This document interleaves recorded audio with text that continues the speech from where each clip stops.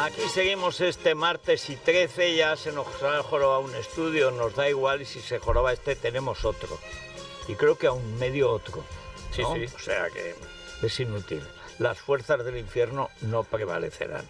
Hoy es un día de nubes y claros, más bien claros, conforme vaya avanzando el día. Y a lo mejor llueve un poquito en Galicia y la raya de Portugal hasta Extremadura, punto. Las temperaturas suben un poquito más, tampoco mucho, pero 17 de máxima en Madrid, la máxima nacional en las dos capitales canarias, 26 grados, y la mínima Huesca y Teruel, 0 grados. Bueno, uno de los problemas fundamentales que tiene la ley de amnistía, que por cierto, lo digo para que se enteren en Vox, que la ley de amnistía es el precio para que haya sido investido presidente Sánchez. Lo aclaro porque oyendo a Abascal diríase que Junts ha investido presidente a Feijóo. Y no.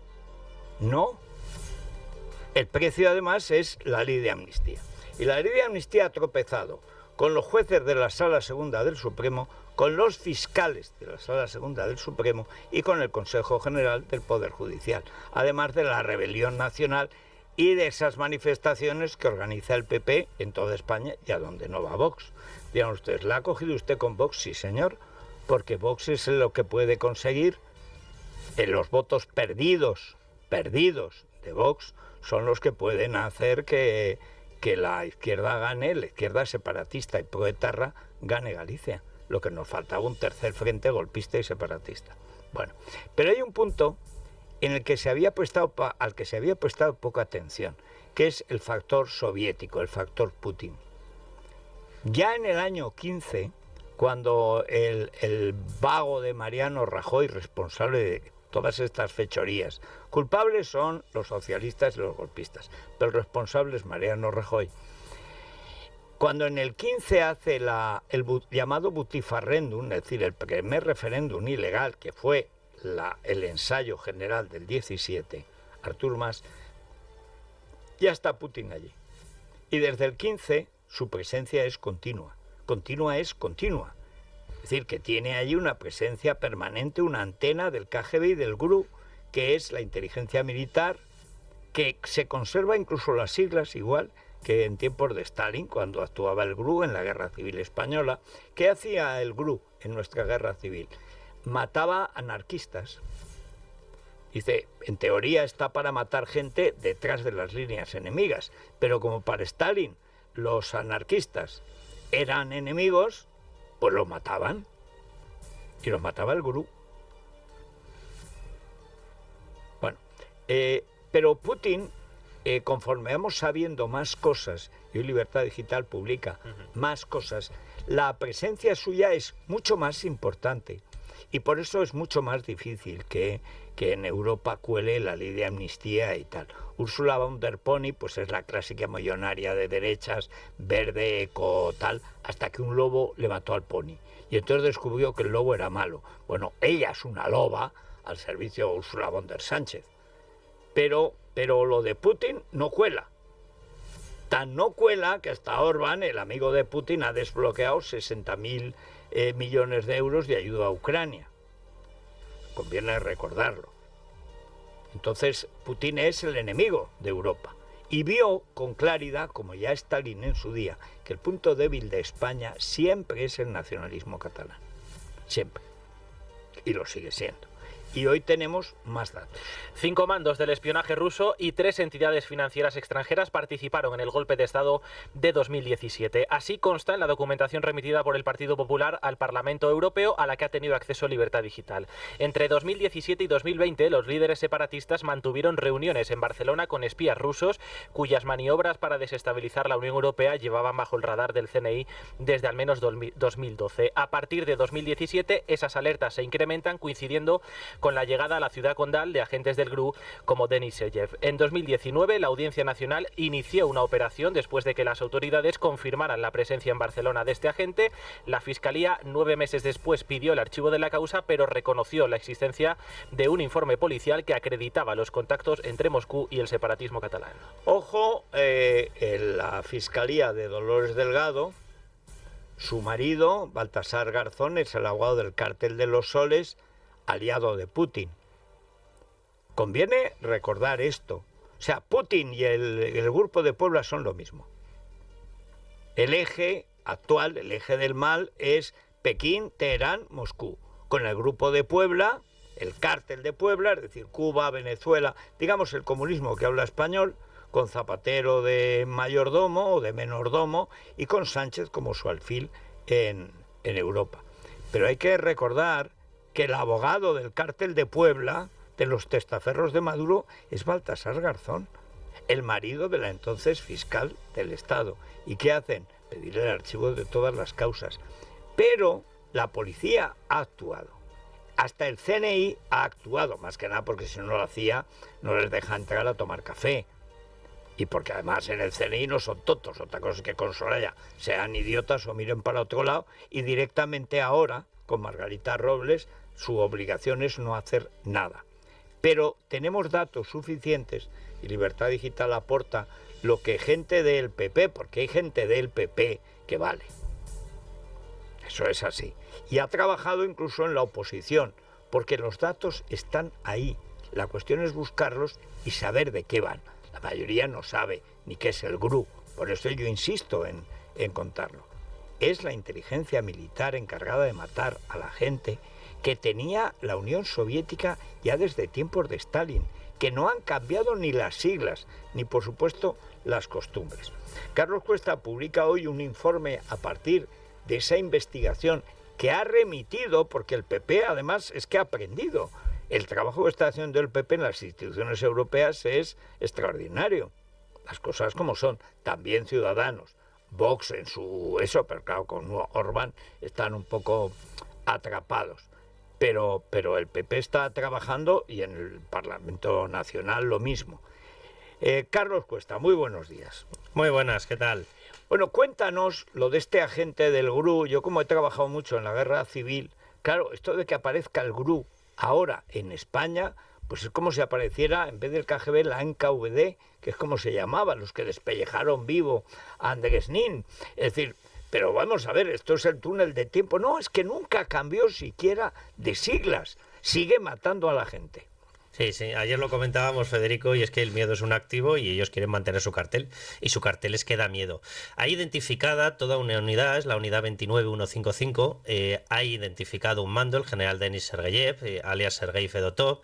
Esta misma unidad y este mismo general están relacionados con los 5 agentes, 5 mandos de estas unidades, que es una unidad que ha intervenido ya también en Reino Unido. De hecho, tú lo comentabas ayer mismo, Federico, de esta unidad o a algunos de los agentes que han estado en Cataluña se les imputa, por ejemplo, el asesinato de exespías, una especie de limpieza, a uno de ellos en Reino Unido y de hecho incluso el intento de asesinato a su propia hija.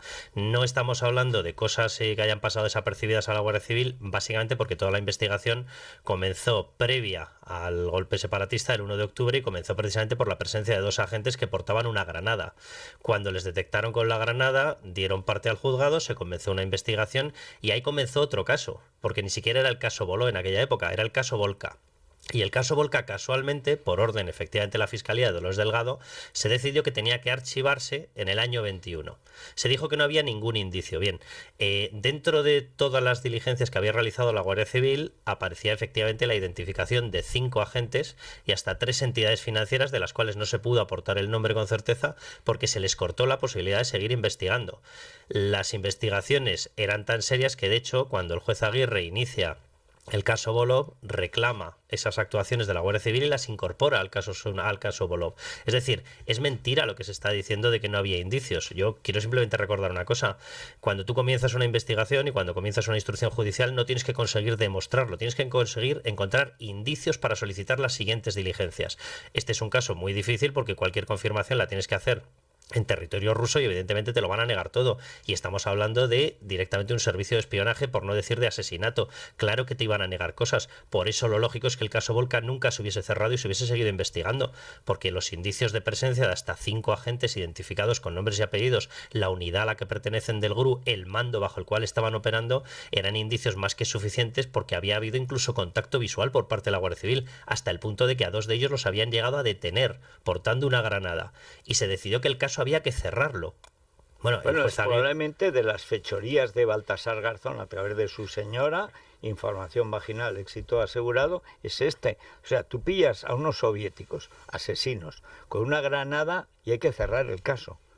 Yo reconozco que esto no lo sabía. Sí sabía que habían cogido con una bomba de termita porque querían además se tiene la grabación, querían un hipercore. Es decir, querían una matanza, porque ya cuando lo organizan en el 19, la gran operación, el Tsunami, que es una operación terrorista a gran escala, están los soviéticos dirigiéndolo, claro, y encuentran una bomba de termita para un hipercore.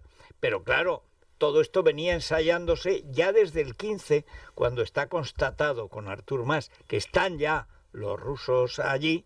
Y claro, yo esta historia de la granada me parecía asombroso. Es un caso de prevaricación, pero de los más escandalosos que ha habido en los años de Sánchez. Había indicios más que suficientes. Cuando se empezó a seguir la pista de los dos agentes que habían entrado, se contacta efectivamente, o por lo menos se consiguen indicios de que ha habido otros tres. A esos tres no se les consigue detener, pero había material más que suficiente para haber mantenido y haber reforzado esas investigaciones. Y en vez de haberlas reforzado, se tomó la decisión de que se cerraban. En el momento en el que se continuó con esa investigación por parte del juez Aguirre, e incluso por parte de Tsunami, que también ha aportado, el juez Manuel García Castellón, que ha aportado documentación, son tres casos que están clarísimamente conectados, se empieza a confirmar que toda esta red de espías coincidió en el tiempo con la presencia en Cataluña de enviados del Ministerio de Asuntos Exteriores de Rusia, que una de las reuniones la tuvieron en la residencia oficial de Carles Puigdemont. Es decir, no es que no hubiera material. O sea, en el Casal de los Canonges. Sí, sí. Yo allí me recibió una vez Puyol y tal, a ver si me lavaba el cerebro, ni él a mí ni yo a él. Pero hay que recordar que esto es el sitio oficial. Para ellos es la presidencia de Cataluña. No es un tugurio, no es el cuarto de las escobas, como metieron a Soraya. Estamos hablando de la presidencia de la Generalidad de Cataluña, que representa al Estado español en Cataluña. Lo más triste de esto, Federico, es que el propio Carles Puigdemont o la gente que le acompañó en aquella visita, cuando estuvo el responsable del Ministerio de Asuntos Exteriores ruso, fueron conscientes de que les habían visto. Porque es que de hecho dejaron constancia, hicieron unas frases diciendo creemos que nos han grabado entrando en la casa. Es decir, en el año 17 había ya testimonio, había ya levantada fe pública, por decirlo de alguna manera, de que efectivamente había existido ese contacto. La investigación del caso Volca sucede en ese tiempo, pero después. Es decir, en el momento en el que ellos tenían constancia ya judicial de que había habido espías rondando en Barcelona durante el golpe separatista, sabían que había habido presencia de un responsable de exteriores oficial de Putin en la residencia oficial de Carles Puigdemont, pese a lo cual se tomó la decisión de cerrar el caso Volca. O sea, a mí me parece de una gravedad absoluta. Total. O sea, hay que decir que además los soviéticos, y en concreto en Cataluña, siempre han tenido claro que era un punto débil de España y por lo tanto de Europa, y que el primero que mandan, de hecho es el primer embajador de la Unión Soviética, Antonov Ovchenko. Antonov Ovchenko es el que toma el del golpe de Lenin en el famoso de la Revolución de Octubre, el Palacio de Invierno. El Palacio de Invierno lo toma, que está defendido por un grupo de mujeres ciclistas, que llamaban batallón ciclista, que van, como aquellos lisos, iban en bicicleta al frente, pero eran soldados que lo defienden y luego las violan cuando toman eso. Y el que dirige el asalto al Palacio de Invierno en lo que era una república, no existía ya el zar, la república, es Antonov Ovchenko, y es al que mandan en Barcelona como primer embajador en España, pero no va a Madrid, va a Barcelona, porque siempre Stalin vio con toda claridad, y tenía razón, porque Stalin era malo, pero nunca fue tonto, que el punto clave es eso, es decir, siempre, por eso no hay un PC español en Cataluña, fundan entonces el PSUC, esto es Antonov Ovchenko el que está allí. El personaje que se ve en las fotos, que aparece además en todos se quieren hacer la foto con él, era el Otegi de la época, que tiene unas gafas de culo de vaso, pero muy de culo de vaso, y tiene además una facundia, pero un tío vigoroso. Bueno, era un criminal, era un asesino, como Stalin, que robaba bancos, pues este asaltaba, el que asalta el Palacio de Invierno, lo cual demuestra la importancia que siempre le dio Moscú a la debilidad de España en Barcelona. Pero lo que cuentas es que, siendo presidente de la Generalidad de Artur Mas, Puigdemont, Torra, es decir, esa presencia se mantiene también en los disturbios del 19, donde evidentemente la preparación del asalto del aeropuerto del Prat, eso no lo hace un aficionado catalán, eso te lo hacen profesionales. Fíjate, si hacemos una cronología, en las fechas previas al golpe separatista, el 1 de octubre de 2017, había habido ya presencia de estos agentes. Son detenidos, de hecho, los dos famosos de la Granada previo al golpe separatista. En las fechas posteriores, en concreto el 21 de octubre, es cuando tiene Carles Puigdemont su encuentro con Nikolai Sadovnikov, el enviado como asesor del Ministerio de Asuntos Exteriores de Rusia, que lo tiene en su residencia oficial. Ahí ni tan siquiera le ofrece todavía los famosos datos que ya hemos visto de los 10.000 soldados rusos, soldados que parece que además estaban refiriendo a mercenarios, ni tan siquiera iban a ser soldados. Era el grupo Wagner, con total probabilidad, que son los que actúan en África, en cualquier sitio, sí. Efectivamente. Y en Ucrania, que han estado hasta que los han matado los ucranianos a casi todos. Y después de todo eso, es decir, también antes del 19, cuando es el famoso asalto al aeropuerto del Prat, en el año 18, en septiembre del 18, es cuando el responsable de exteriores de Convergencia o de Junts o de PDeCAT, lo que fuera, Víctor Terradellas, realiza el viaje para reunirse con los servicios secretos, con el FSB. Es decir, la presencia previa, el trabajo de campo previo fue del GRU, el contacto posterior fue del responsable o un enviado del Ministerio de Asuntos Exteriores de Putin, y posteriormente el responsable de exteriores del Partido Separatista es el que viajó para cerrar los detalles con la FSB, con los servicios, con la antigua KGB. FSB es la antigua KGB a la que pertenecía Putin, que es un agente y que es el verdadero gobierno también de la oligocracia o la cleptocracia de los amigos de Putin, que es todo el KGB, todo lo que no es el KGB. Así que primero mandan a los militares del GRU y luego ya llega el poder civil, que es la oligarquía de Putin, ya con el KGB, que antes era NKVD y ahora es FSB, pero es exactamente lo mismo. Y hay una cuestión, Carlos, que te quería plantear o preguntar. ¿Esto cómo incide en esta avalancha de información? Ayer publicábamos que el Consejo del Poder Judicial, por su cuenta, y por si acaso le ha enviado 140 folios de informe a la Comisión de Venecia sobre para que no se engañe con Bolaños. ¿Cómo está el Partido Popular? Hemos visto que también Maite Pagaza fue la primera, y además que publicó hace ya un tiempo en El Mundo un artículo sobre las 3 comisiones que ha habido ya en Europa, 3 comisiones, de las cuales 2 han hecho informes concluyentes sobre la actuación de Putin contra las democracias de la Unión Europea. ¿Cómo está el Partido Popular, digamos, vehiculando, que diría la famosa gramática Pili Juerga? ¿Has visto la última? Sí, Pili, sí. Contundencia cero contra el narcotráfico. Bueno, por una vez ha dicho una verdad. Se le ha escapado una verdad, pero ha sido sin querer. No sabe lo que significa contundencia y también desconoce el cero, lo cual significa que de matemáticas nada. Pero bueno, ¿cómo lo está haciendo el Partido Popular? ¿Cómo está? Porque esto es culebreando, digamos, entre informes de la Guardia Civil, órdenes de archivo de la Fiscalía, que siempre dejan rastro, porque significa que hay actuaciones policiales. ¿Esto cómo lo está haciendo? Yo creo sinceramente que el trabajo que han realizado es muy bueno, y el dossier de documentación que han remitido íntegro a la Comisión Europea, que ronda los 150 folios, acumula todo, porque es verdad, y lo que tú estabas diciendo es totalmente cierto. Cada uno estamos haciendo nuestra función de intentar buscar en autos judiciales, en Tsunami, en Volov, en Volca, pero al final o tú se lo presentas de una forma con un relato que se entienda, que sea perfectamente, que esté perfectamente ordenado desde el punto de vista cronológico, donde se resalte qué es lo que está ocurriendo con estos partidos, donde se resalte un punto que es importantísimo. Aparece perfectamente definida, por ejemplo, la parte de la financiación que se empieza a diseñar por parte de Rusia el 21 de octubre, en ese encuentro en el que está también el Sartadi, y se termina de definir en los encuentros de mayo del 18 y en las conversaciones que mantiene Josep Lluís Alay, jefe de gabinete, que Carles sucede Puigdemont. A Terradellas, que no está Terradellas, aunque se diga Terradellas, que es el primero que está en Moscú, que luego Alay se queda, digamos, con los contactos. Ahora dicen que le ha dado un infarto. O es Polonio o es mentira. Claro, yo no me creo que alguien, cuando lo están persiguiendo, un hombre de Moscú, como era Alay, que le dé un infarto por su cuenta. y de hecho lo termina de definir en un encuentro con 3 personas que están identificadas por la Europol como miembros importantísimos, mandos de la mafia rusa.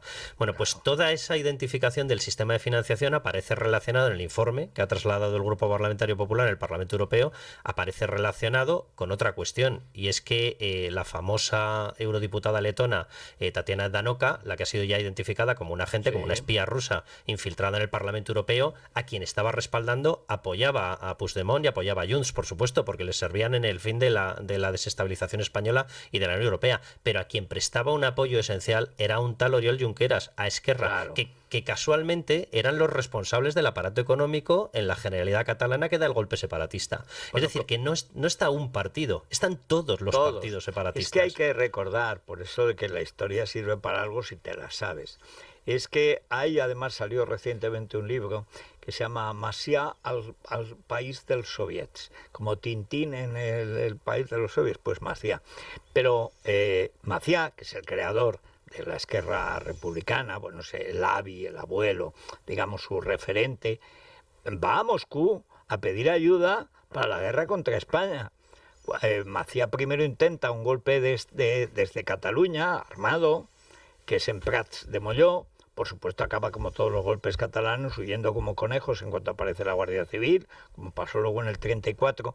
Pero el intento de que Moscú apoye el separatismo catalán, siempre mediante golpes de Estado, viene de la Esquerra. O sea, los que siempre han estado ahí son los de la Esquerra. Los que se han unido después, cuando ya Convergencia deja de ser de Pujol y desde Mas se pasa abiertamente al separatismo, se han unido los de Junts. Pero los que siempre han estado con Moscú, pero ya digo, desde tiempos de Macià, son los de la Esquerra Republicana de Cataluña. Sí, eso es así. De hecho, el otro día publicábamos las fotografías de los contactos de Tatiana Daneka, la agente rusa, la espía infiltrada en el Parlamento Europeo, también con el BNG, porque forman parte exactamente lo mismo. Y en el Parlamento Europeo, el BNG se presenta conjuntamente, ya lo está ahora y se va a volver a presentar con Bildu. Es decir, están todos exactamente lo mismo, que es cargarse el sistema constitucional y cargarse a las democracias liberales. Ahora, de lo que preguntabas, ahí hay varias personas que han trabajado muchísimo en el Grupo Parlamentario Popular. Una es David Alandete, otra es Javier Zarzalejos, la otra es Dolors Montserrat. Y la verdad es que la labor que han llevado a cabo es importantísima. Tienen un apoyo brutal y de hecho también está lanzando iniciativas Maite Pagaza, está Bauzá. Es decir, hay muchísima gente trabajando en estos momentos, y tú lo has destacado un montón de ocasiones, Federico. Están trabajando, dando un ejemplo de que por supuesto que si trabajan unidas las 3 fuerzas, y en especial estas 2, están consiguiendo que el Parlamento Europeo tenga que reconocer y tenga que exigir a España que ese tipo de investigaciones judiciales que se han parado por ordeno y mando de quién depende la Fiscalía, de quién depende, se tenga que continuar y se tenga que profundizar en ellas. Y eso es importantísimo. Es fundamental. Aquí cada cual tiene que cumplir con su obligación, siempre que no se desvíe del objetivo, que es cargarse a los malos. Y el hombre de Putin en España se llama Pedro Sánchez Pérez Castejón. Y el hombre del Grupo de Puebla, o sea, de Putin en España, es Pedro Sánchez Pérez Castejón. Y lo que se juega este domingo en Galicia es si Pedro Sánchez Pérez Castejón, el hombre de Putin y del Grupo de Puebla, abre un frente separatista más.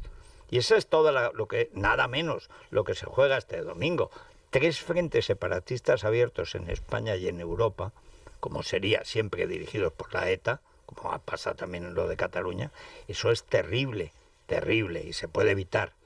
Se puede evitar si la gente vota con la cabeza, claro. Federico, tú has hecho una relación que yo creo que es importantísimo que la gente la mantenga en la cabeza. Esquerra tenía relaciones con esto y están demostradas con las fotografías que hemos publicado en Libertad Digital de las relaciones que mantenía su gente con Tatiana Daneka, y cómo Tatiana Daneka, es decir, una enviada directa de Moscú, estaba respaldando a Oriol Junqueras y estaba pidiendo y estaba movilizando a la gente para conseguir que fuera indultado. El indulto se lo dio Pedro Sánchez. Aquí hubo presencia de agentes rusos. Se sabía desde el año 17. Las investigaciones judiciales fueron paradas en el año 21. En el año 21 estaba Dolores Delgado, en el año 21 estaba Pedro Sánchez, en el año 21 no se estaba hablando de relaciones entre Pedro Sánchez y Junts. Es decir, esto es un entramado que la piedra o la clave de bóveda de toda esta historia pasa por un señor llamado Pedro Sánchez. Si Pedro Sánchez hubiese permitido las investigaciones de estos casos, no habíamos llegado a estas alturas, y las permitió porque había una parte que estaba relacionada con Esquerra, y si en un determinado momento necesitaban el comodín de Junts, era bueno dejarles en paz. Esas investigaciones nunca se tuvieron que parar. Había indicios en los escritos de la Fiscalía más que suficientes, y fueron paradas efectivamente porque si tú tirabas de ese hilo te cargabas la posibilidad de que Pedro Sánchez se apoyase en el separatismo catalán. Bueno, es que es fundamental entender esto. No hay casualidades. En los crímenes, en los atentados, en los asesinatos, jamás hay casualidades. O sea, Pedro Sánchez es el hombre de Moscú, como Zapatero es el cartero de Pekín y del Grupo de Puebla. ¿Por qué no se lucha contra el narco? Ahora ya, que es el gran salto que han dado, el Cabra y todos estos que trafican con cocaína. ¿De dónde viene la cocaína? De Venezuela y Colombia. ¿Quién es el abogado del narco en España? Baltasar Garzón. El abogado del cártel de los soles, que es así el gobierno de Venezuela, es Baltasar Garzón. Con el dinero, solo con el caso del Pollo Carvajal, que cobró Garzón, había para comprar 12 lanchas de la Guardia Civil como la de los narcos. Es que está todo perfectamente unido y ensamblado. El problema es que hay gente que no quiere seguir la línea de puntos, porque le da miedo. Uy, no será tanto. Uy, eso no, aquí no puede pasar. Esto, por desgracia, está pasando. Pero bueno, nosotros seguimos en nuestro trabajo. Enhorabuena por esa tarea, y hay que decir y animar a la gente del PP, de Ciudadanos y a Vox, si se deja y no se ha pasado ya del todo al lado oscuro, porque hay mucho putiniano. ¿Quién hace los libros? Lo recordaba Maite Pagaza el otro día. ¿Quién publica un libro camuflando la presencia de Putin como de Soros? Pues lo edita Kiko Méndez Monasterio. Es que aquí al final nos conocemos todos. En fin, muchas gracias, Carlos. Nada, un placer. Pues nos vamos a... Esto es lo que hay que ver con inteligencia. Estamos hablando de operaciones, lo que han llamado guerras híbridas, que es otra manera de hablar de guerras sucias, que es el comunismo moderno. El comunismo moderno no actúa invadiendo. Esto lo ha hecho a la antigua, como en Hungría, lo ha hecho en Ucrania, porque creía que iba a conseguirlo en 15 días Putin. Pero el comunismo moderno actúa vaciando de sentido las instituciones, corrompiendo la Fiscalía y el Tribunal Constitucional del país y cambiando el sentido de la Constitución, que es lo que ha venido haciendo Sánchez desde que llega al poder. Repito, desde que llega al poder y cuando forma gobierno con Podemos de una manera abierta. Hay que recordar que Pablo Iglesias entra en el CNI. Ilegalmente, luego lo revocan, pero entra. Y entra de la mano de Iván Redondo, que era Sánchez. ¿Y para qué te sirve entrar en el CNI? Hombre, para saber lo que tienen de ti. ¿Por qué en el Partido Comunista se insistió en borrar todos los archivos de la policía franquista? Para que no se supiera los que eran confidentes. Es que, en fin, estas cosas se saben si se quieren saber. Pero bueno, nosotros seguiremos a lo nuestro, y ahora, como la República de los Tontos es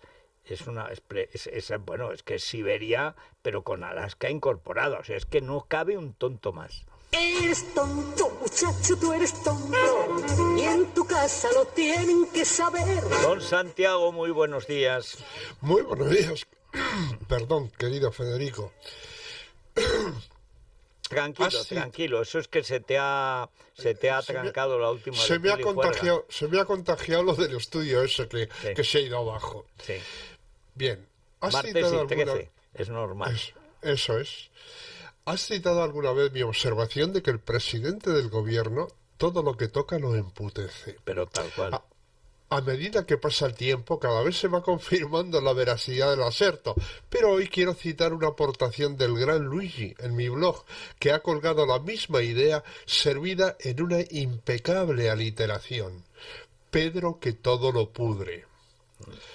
Jordi Évole decía, mientras Senar hablaba de feminismo, en una entrevistada suya, pasó un niño que no tenía 10 años y nos gritó, ¡Viva Franco! En el Madrid de Ayuso, donde no te encuentras a tu ex, te puede salir un niño franquista. Esta observación asombraba un poco a la sin par Rubitibes de ahí, hermoso nombre que ella tomó del título de una soberbia canción de los Rolling Stones, y lo decía así: ja, ja, ja. Lo habitual, vas por Madrid y en cada esquina te encuentras un niño gritando «Viva Franco». Eres un payaso, Jordi Évole. Pues Bueno, sí, no se puede decir que el payaso sea Joker, sea un payaso criminal.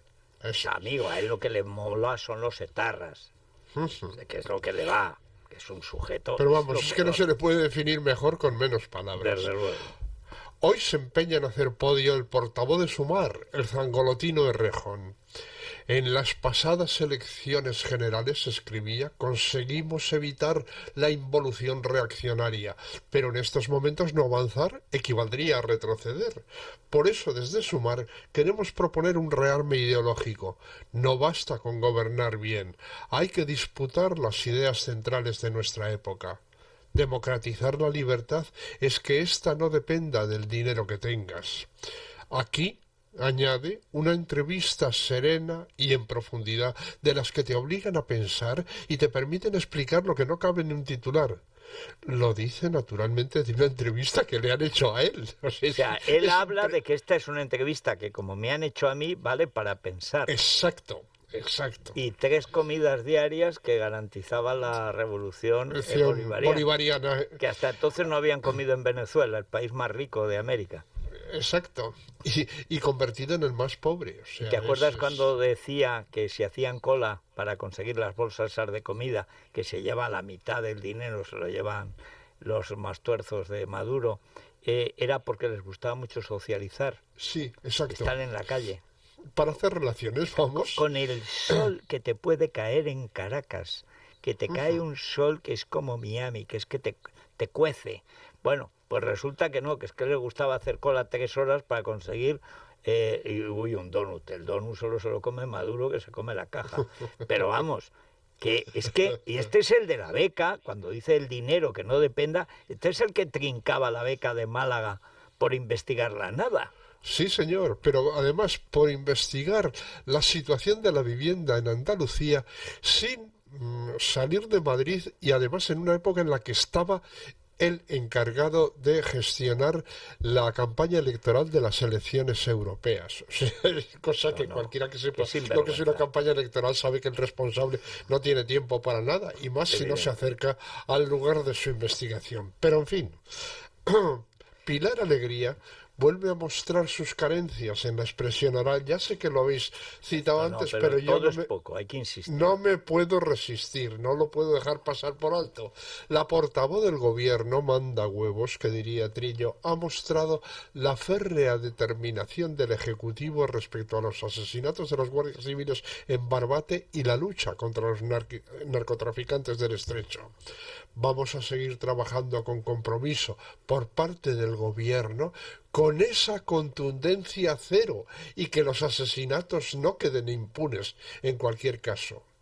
Quiso decir tolerancia cero. Puede ser, quizá debería explicarlo y contar las razones que le producieron un disparate semejante. Bueno, es que la jurisprudencia, como dice, la jurisprudencia en este caso es muy abundante. Ya la jurisprudencia sobre las memeces de esta analfabeta no sabe lo que significa contundencia, no sabe lo que significa tolerancia y no sabe lo que significa cero. Bueno, y no le preguntes por la tolerancia que nos metemos pues no, lo escribe con Z, y luego que es muy burra. O sea, que es que no hay otra palabra, que es que no se puede ser más bruta, contundencia cero. Es que encadena palabras cuyo significado desconoce. Desconoce, sí. Que es el analfabeto funcional. Él sabe leer y escribir, pero no sabe lo que significa lo que lee ni lo que escribe, porque alguna vez sí le enseñaron, pero ya no sabe.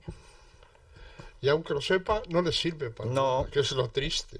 La última vez que leyó un libro, pues debió ser a los 13 o 14 años. Leería Mujercitas. Se lo mandaron en el cole. Sí, bien. No sé, algo, pero ahí se quedó. Fernando Grande Marlaska ha dicho: no me planteo dimitir. Después de lo visto en Barbate y Pamplona, cabría esperar alguna razón para explicar su resiliencia, como dicen ahora, pero no la dio. Solo repitió: vuelvo a decir, no me planteo dimitir. Dieter Brandau cita 16 razones que justificarían su dimisión. Mi querido Ignacio Camacho establece en su columna de ABC una distinción pertinente entre culpa y responsabilidad. ¿Es Marlaska culpable de los asesinatos de los guardias de Barbate? No. ¿Es responsable? Sí. Y la responsabilidad política se paga con el cargo, con la dimisión. Pudo haber dado alguna razón de peso, pero a ver por qué. Al fin y al cabo, está cumpliendo a la perfección el encargo que le hizo su mandante. A todo esto, el más infame de nuestros ministros del Interior sigue sin cumplir la sentencia del Tribunal Supremo de reponer en su cargo al coronel Pérez de los Cobos, a quien él destituyó por haber hecho una mala elección. Entre obedecer una arbitrariedad del ministro y cumplir la ley, escogió lo segundo. ¿Pero sabes por qué? Porque en vez de Pérez de los Cobos tiene un tío capaz de mandar una nota diciendo que los guardias civiles no se sumen al minuto de silencio por sus compañeros asesinados. Exacto. Ese es Marlaska y esa es la cabeza podrida de la Guardia Civil. ¿Te acuerdas de aquel general Santiago? Era jefe de Estado Mayor de la Guardia Civil, que dijo que había que espiar a los españoles para que no conspirasen, en su opinión, contra el gobierno. Sí, señor. O sea, para que no hablaran mal del gobierno. No lo tengo para olvidar. Pero qué clase de putrefacción hay en la cabeza del cuerpo. Algunos debajo del tricornio llevan billetes. Ya lo dice Luigi, Pedro que todo lo pudre. Sí, señor. Hay que recordar la intervención que le dedicó a este tipo, al ministro del Interior más infame que hemos tenido en democracia, que le dedicó Macarena Olona en los buenos viejos tiempos en los que volvía loco al ministro aquellos miércoles de interpelaciones en el Congreso de los Diputados. Hoy, lo que dijo sigue manteniendo perfectamente su vigencia. Era esto: ministro, su sentencia está dictada, la ha dictado el pueblo español y le aseguro que es condenatoria. Ni vergüenza ni dignidad, así rezará el tatuaje que la voluntad popular grabará a fuego sobre su memoria, a perpetuidad. Para terminar, una secuencia de hechos que Froilán I de España ha descrito y que podrían muy bien bastar para describir por sí mismos el meollo de este asunto. Marzo de 2022. Pedro Sánchez da un giro a la política exterior española y cede el Sáhara a Marruecos. Junio de 2022. 3 meses después, Marlaska recibe la visita del ministro del Interior marroquí. Agosto de 2022.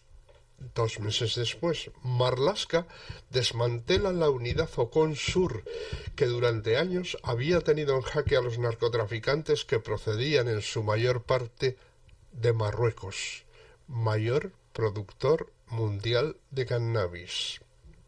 Hasta aquí puedo leer. ¿Y cómo lo exportan? ¿Quién es el dueño? ¿Qué compañía es la dueña de los aviones y de los camiones TIR con esos contenedores gigantes?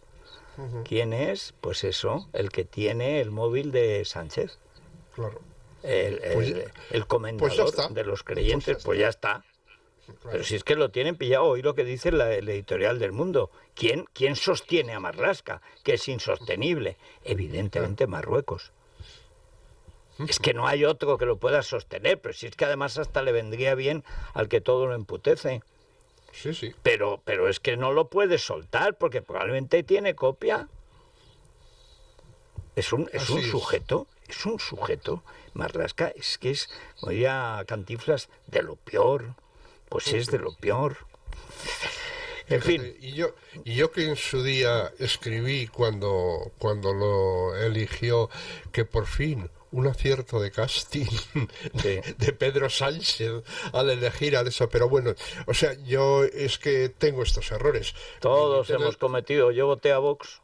Eso es, yo milité en el Partido Comunista y además me enamoré de Ana Belén, no digo más. Bueno, pues tú fíjate, yo ni te cuento, o sea, tremendo. Prefiero dejarlo ahí. Dejémoslo aquí, sí. Dejémoslo aquí. No ahora, para estamos vacunados. No como otros, que no saben lo que significa Unión Soviética. Claro, ya no nos la da cualquiera. Ah, no, señor. Ah, no, señor. Y eso sí, siempre pensé que los socialistas, que nunca existieron contra Franco, eran unos golfos. Ese error es el único que no he cometido. Eso es... Sí, yo tenía un amigo de militancia en los viejos tiempos que una vez que los dos hicimos nuestra caída del caballo camino de Damasco me decía... ¿te acuerdas, Santi, de lo hijoputas que éramos cuando éramos comunistas? Y yo le decía contrito, sí, me acuerdo, sí.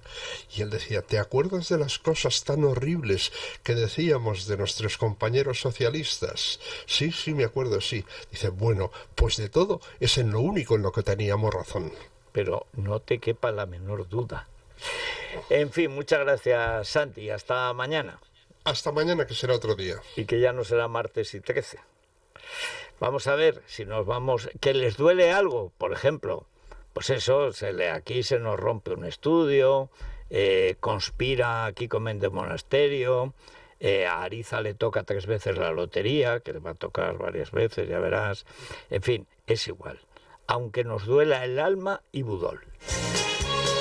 Bueno, a ver, atención al campo, sección rural. Sí, vamos a comentar, Federico, que el Movimiento SOS Rural ha presentado este lunes un decálogo de medidas destinadas a salvar la actividad económica del mundo rural, y entre las propuestas vamos a destacar las siguientes: el uso prioritario de las tierras agrícolas y pesquerías para producir alimentos que no se destinen, por ejemplo, a instalar huertos solares, es decir, que se dediquen a lo que se tienen que dedicar, unas políticas públicas que reduzcan la carga burocrática al mínimo necesario para que agricultores y ganaderos puedan dedicarse a lo que realmente importa, que es producir alimentos, a su trabajo, una política medioambiental razonable, y lo argumentan con datos. Fíjate, el impacto del sector agrario español supone un 0,07% de las emisiones mundiales. Por el contrario, China emite el 38%, pero cada vez acapara mayor cuota de producción agrícola. Bueno, y ganadera. hay que decir que la India va pegadita a China. Que la India tiene ya también 1.400 millones de habitantes. Es decir, mientras aquí arruinamos el campo de Europa, que no emite nada, el mundo sigue a la suya. Pero esto para los burócratas, para Ursula von der Pony y esta gentuza, no significa nada. Pero vamos a los números. Es que ayer dijo Yolanda Díaz, es que claro, estos agricultores que se manifiestan, como son de un nivel cultural tan bajo, si les hacemos caso, no se dan cuenta de que se cargan el planeta. Vamos a ver, sotarada, ¿quién va a saber más de lo que es el paisaje y el campo que los agricultores? ¿Tú? Un 0,07% las emisiones mundiales del sector agrario español. Piden también el fin de la competencia desleal de terceros países. Llevan años pidiendo las llamadas cláusulas espejo, que no es... Que es que simplemente que los mismos fitosanitarios que se piden aquí, lo pidan a los que importan. Vale también para la India, por ejemplo, el arroz basmati, que se está cargando el arroz bomba del Levante. Y todo lo que se importa, por ejemplo, también desde Marruecos. Por supuesto. Son peticiones razonables, así que ojalá que sean escuchadas. Bueno, vamos con los oyentes, porque es que cada día es un festival, ¿eh? Sí, queremos preguntarles si se creen el último CIS antes de las elecciones gallegas, primero con unas horquillas tremendas de hasta 7 escaños. Claro, ahí puede pasar absolutamente de todo. Si no, depende, podría ser cualquier cosa. Al PP le dan hasta 34 escaños, muy lejos de la mayoría absoluta. Disparan al BNG hasta los 31. Caída, pinchazo como nunca también del Partido Socialista, que podría quedarse con 9 representantes, y es de las pocas encuestas que da la posibilidad de entrar al Parlamento gallego tanto a Sumar como a Vox. Y a la democracia orensana, porque es que Tezanos no pierde la ocasión. No, aquí entra todo el mundo, podría ser un parlamento hiperfragmentado. Aquí cantezanos entran todos. Yo recuerdo cuando en las elecciones de Madrid dijo que la izquierda podía ganar. Mayoría absoluta de Ayuso. Pero es que lo había dicho antes, cuando tuvo casi mayoría absoluta y dio la victoria para Gabilondo. ¿Qué fue? Creo que es defensor del pueblo. Ahora, el pueblo no lo conoce. Mira que el pueblo necesita ayuda en el campo. Oye, pues no pisa un hierbajo, ¿eh? Sí, hoy como es Ángel. O la zona toda del campo de Gibraltar, de Barbate, todo por ahí tampoco está. Bueno, y queremos también saber, es que todo se mueve estos días, todo pasa por Galicia. ¿Ha sido un error? ¿Hay quien considera estos días que ha sido un error nacionalizar la campaña de las elecciones? ¿O la gravedad del momento obliga a hacer este movimiento? Eso es la típica reacción de los de la gestión. Es un argumento tan sorallo, lo he visto tantas veces. No, es que hay que ir a la gestión. ¿Pero qué gestión si España se convierte en una república? ¿Cómo qué gestión? ¿Qué pasa? ¿Que a los gallegos no les preocupa? Pues anda, que no han mandado en España, lleváis mandando toda la vida. Dice Besteiro hoy que no, que a los gallegos no les interesa la amnistía. No, es que la amnistía es la igualdad de los españoles ante la ley. O sea, que los gallegos son inferiores a los catalanes. Bueno, los aragoneses también. Ah, por cierto, ¿habéis oído hablar de la famosa comisión de Azcón y de Vox para estudiar lo de las renovables de Aragón? Habéis oído, ¿no?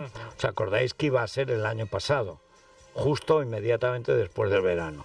Después iba a ser para otoño. Luego en invierno. En invierno que en enero. En enero que en febrero. Estamos yendo ya, estamos a mitad de febrero, ni palabra. Pero él dándose el pico con Samper en casa Forestalia.